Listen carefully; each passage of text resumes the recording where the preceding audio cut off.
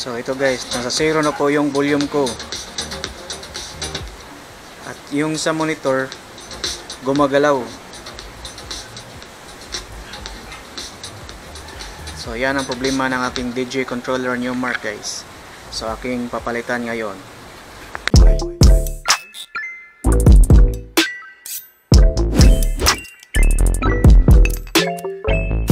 Hello guys, welcome back to my YouTube channel. So for today's video, I will make a DIY repair to my Newmark DJ controller. So guys, mag DIY po ako ngayon guys kasi meron siyang problema sa aking volume. So papalitan ko po ito yung volume ng aking DJ controller. So kung bago ka pa lang sa aking YouTube channel, paki-click subscribe button below and click the notification bell para lagi kang updated sa aking mga bagong video. So guys, ipapakita ko sa inyo kung anong problema ng aking controller.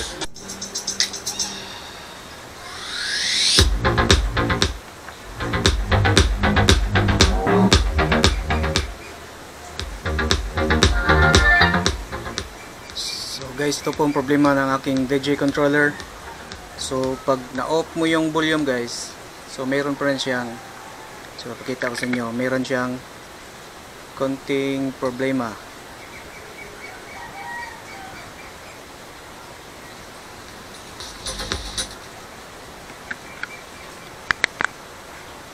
So ayan guys, naka-off yan. Yan, naka-off yan guys. At yung controller ko at yung may sa, yan, naka-off yan guys. At sa monitor niya guys, meron siyang gumagalaw siya sa monitor. Yan, gumagalaw siya guys. So ito yung problema ko guys. So guys, ito pong channel 1, napalitan na po ko ito.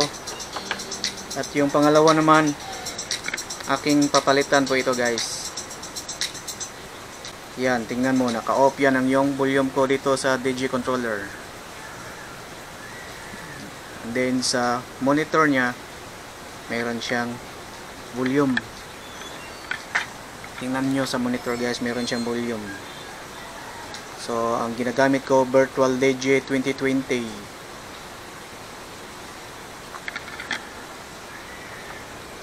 So ayan guys.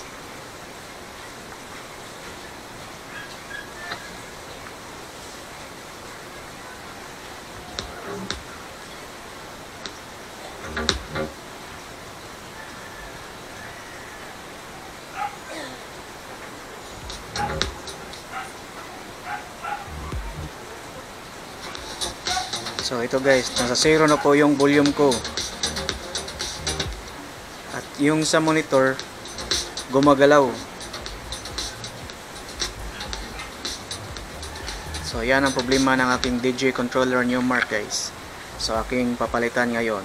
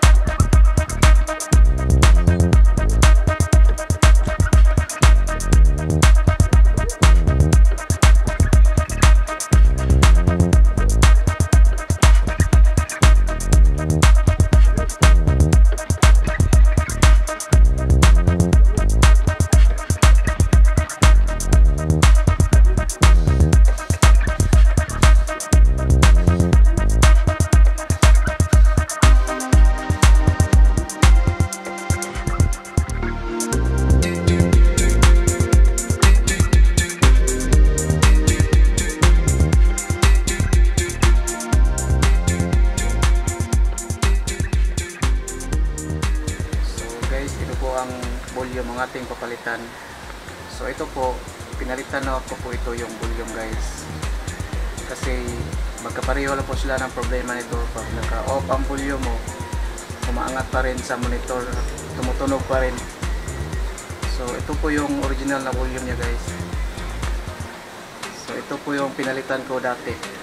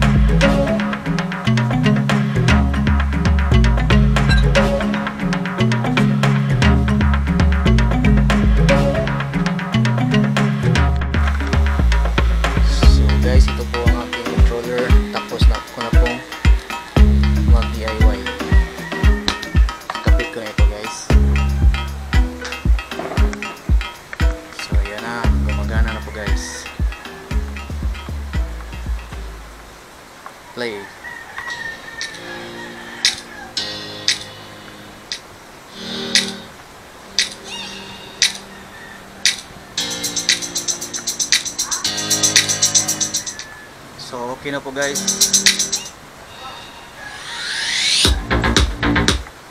So wala nang problema ng aking volume.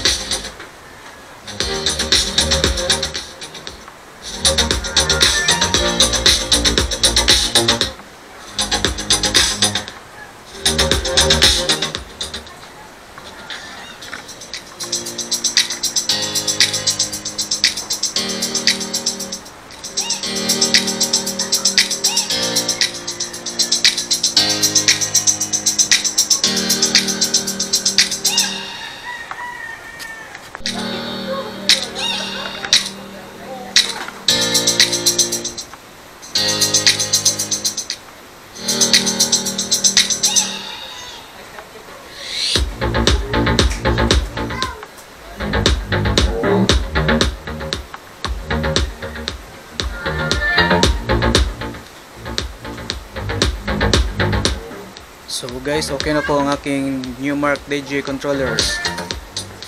So wala na pong problema ng aking volume guys.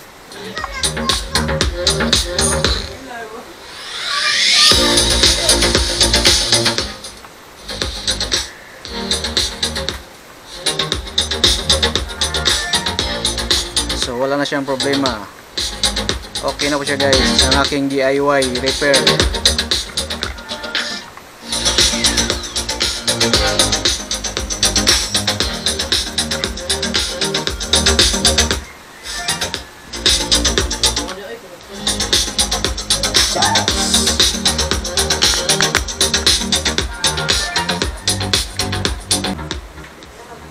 So hello guys, kakatapos lang po akong mag-DIY ng aking DJ controller. So guys, kung bago ka pa lang sa aking YouTube channel, so please don't forget to subscribe Jim LG TV and click the notification bell para updated kayo sa aking mga bagong video. So thank you guys.